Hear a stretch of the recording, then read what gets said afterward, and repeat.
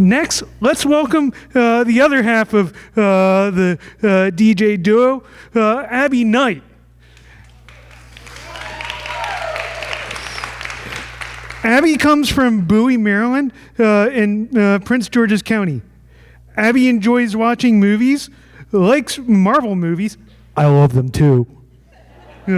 Such an awesome franchise.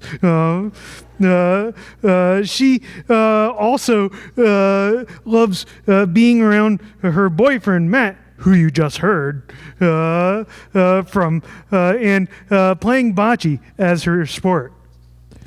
Her favorite animals are dolphins. Oh, I can't even do it. One thing she would like people to know about her is how much family means to her in living the best life she can. Abby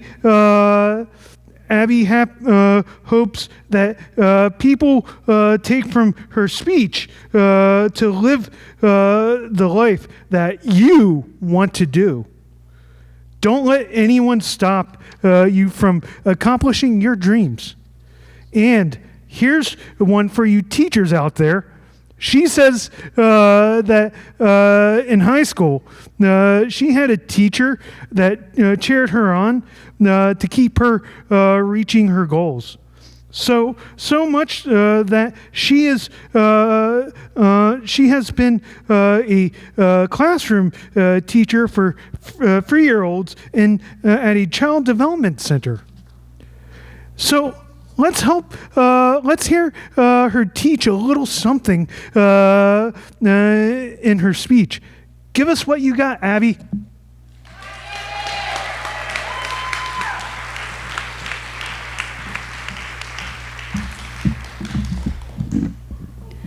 To quote Colleen Wilcox, teaching is the greatest act of optimism.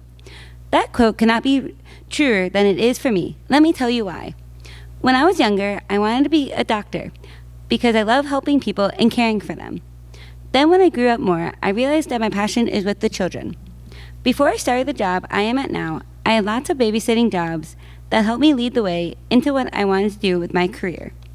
One thing I loved about babysitting is watching the children grow and develop.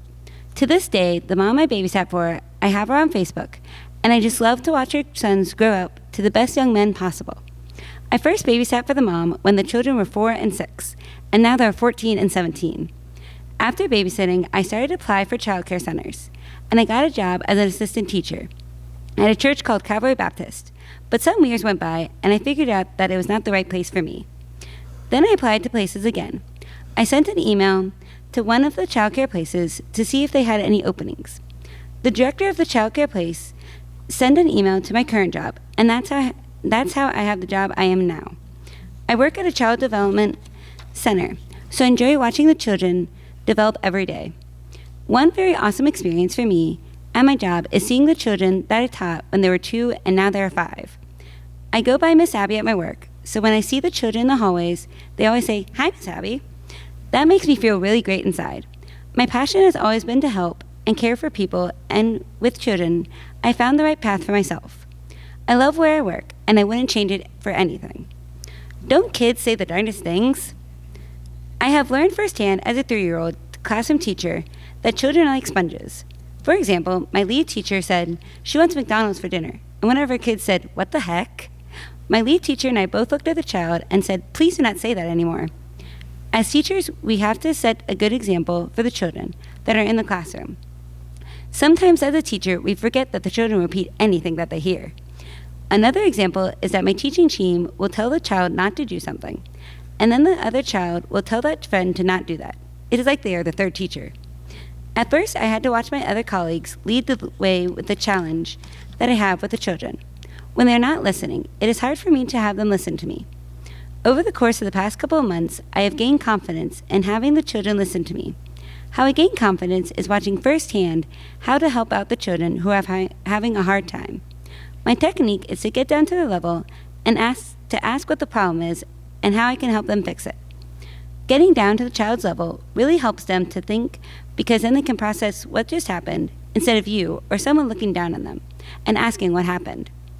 Also, getting down to their level, you can have a one-on-one conversation with the child. Another great technique is to have the child come to you and talk to the child without the other children around. If the other children are around, it may be hard for that child, to answer the questions or say what is going on.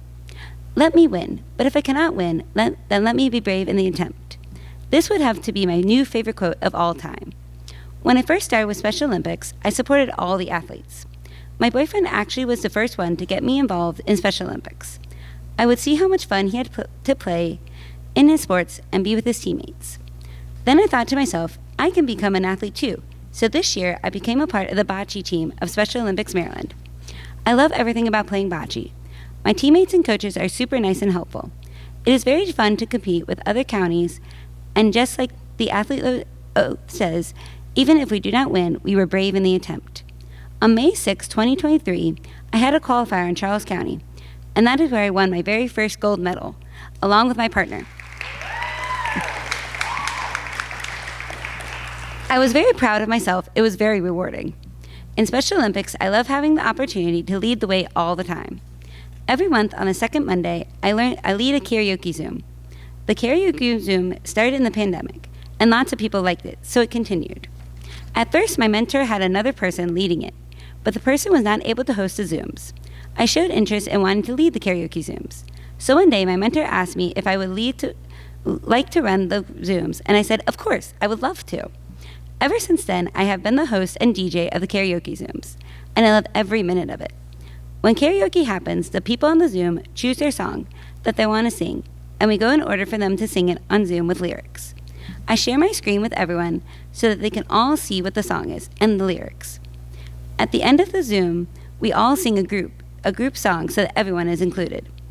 I have also learned that leading comes from example, and I help friends solve problems or work together better.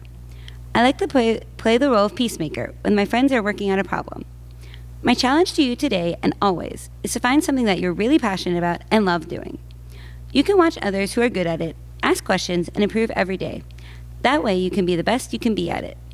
Whether it be a job or a hobby, and find a path that fits you and helps you to achieve it. So I know you're expecting me to say, find something that you love and you will never work a day in your life. But I am not going to. Working in childcare is hard work, long hours, and there are some tough moments. But leaders lead, and I would not want it any other way. I appreciate that you all listened to my story. Thank you.